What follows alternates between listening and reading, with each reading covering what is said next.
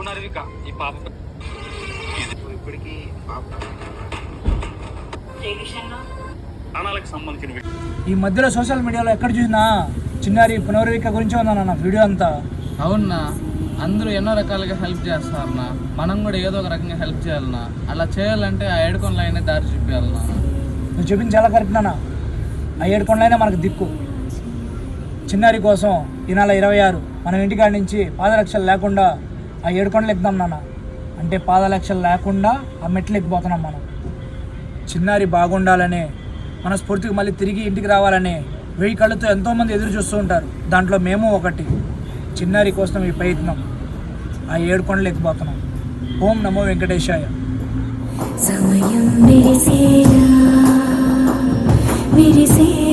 ఆశల హరివిల్లా